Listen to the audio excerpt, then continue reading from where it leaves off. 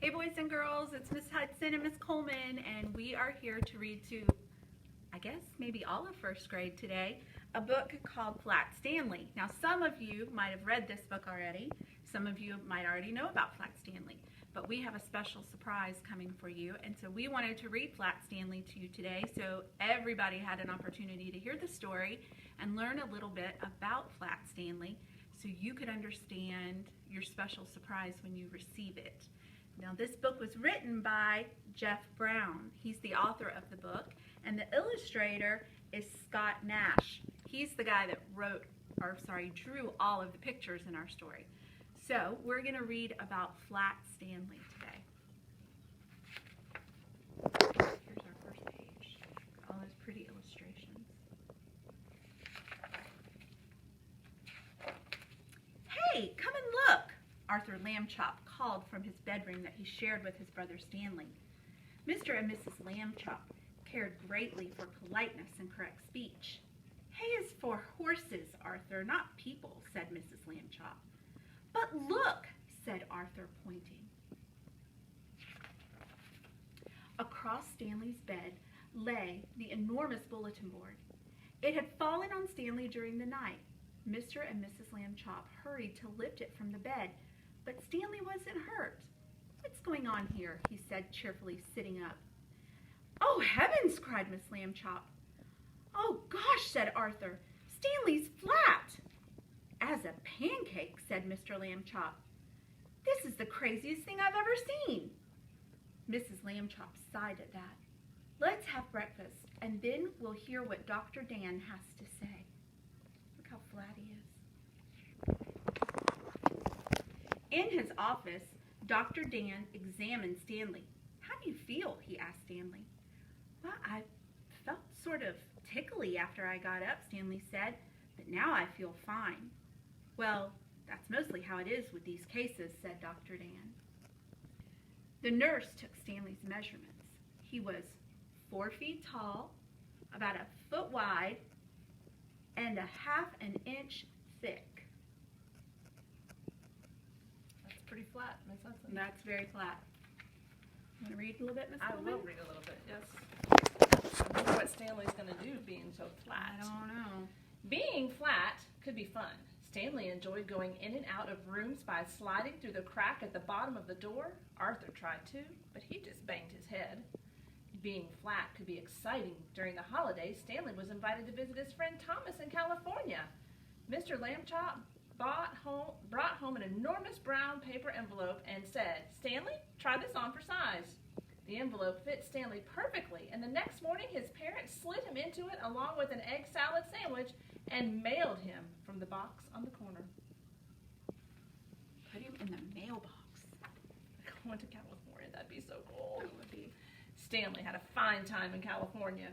Thomas's family returned him in a beautiful white envelope they made themselves. They marked it airmail and wrote valuable and this end up on both sides. In the park on Sunday afternoon, Stanley and Arthur watched some boys flying big kites. Someday, Arthur said, I would like to have a big kite.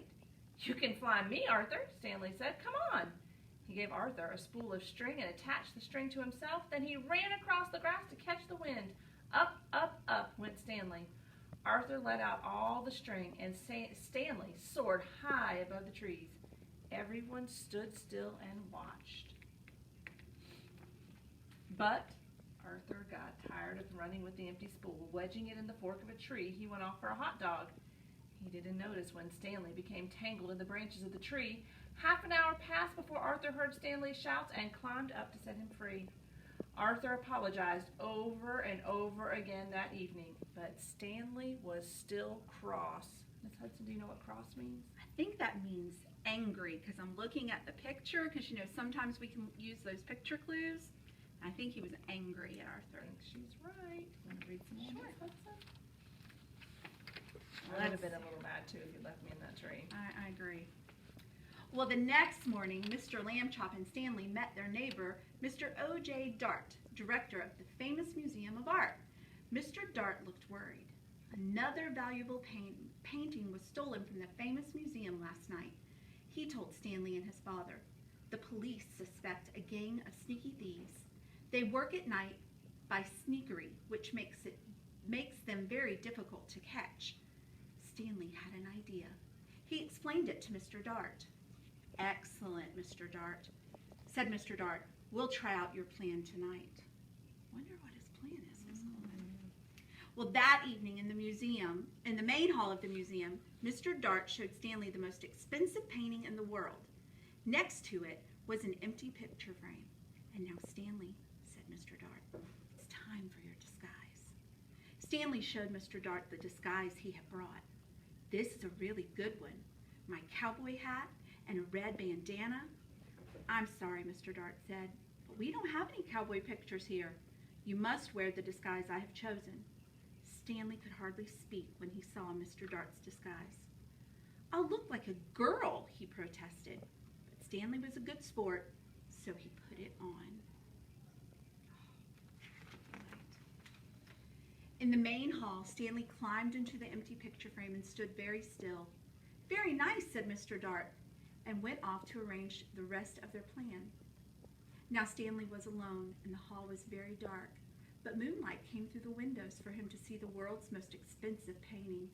Maybe the sneaky thieves won't come, he thought, and then he heard it. Creak. A glow of yellow light shone suddenly in the center of the hall. A trap door had opened in the floor. The sneaky thieves carrying lanterns came up into the hall. The thieves took the world's most expensive painting off the wall. This is it, Max, said the first thief, whose name was Luther. In all of this great city, there is no one to suspect us. Then Luther saw Stanley in the frame. I thought sheep girls were supposed to smile, Max, he said. This one looks scared. Stanley managed a tiny smile. She is smiling, sort of, Max said. And what a pretty little thing she is, too. That made Stanley furious, and in his loudest voice he shouted, Police! Mr. Dart! The sneaky thieves are here! Look at Stanley. Want to read some? Max! Luther whispered, I think I heard the sheep girl yell. Oh boy, yelling pictures, we both need a rest. Max whispered back. You'll get a rest all night, shouted Mr. Dart, rushing in with lots of policemen. You'll get arrested, that's what. The sneaky thieves were quickly handcuffed and led away to jail. The next morning, Stanley Lambchop got a medal from the chief of police. The day after that, his picture was in all the newspapers.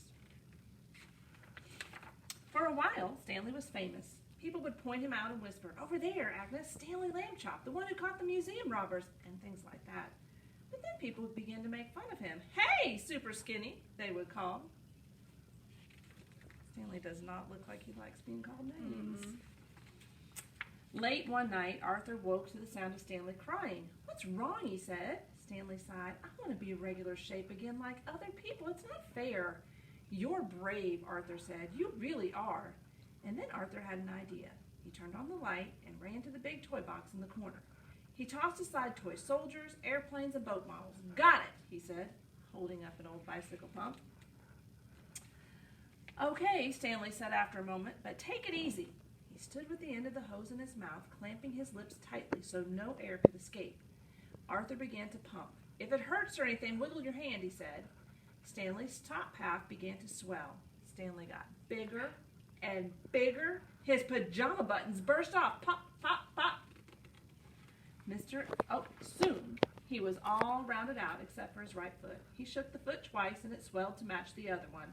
There stood Stanley Lambchop as if he had never been flat at all. Thank you, Arthur, Stanley said. Thank you very much. Mr. and Mrs. Lambchop came in to see what the boys were up to so late at night. George, said Mrs. Lambchop, Stanley's round again.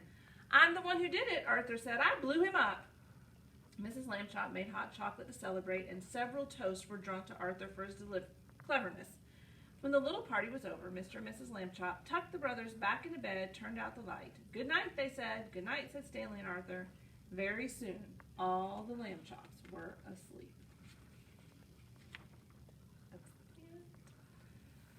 Well, boys and girls, we hope you enjoyed Flat Stanley and this one adventure. If you like this book, There's a chapter book about Flat Stanley that goes even into more adventures that he has.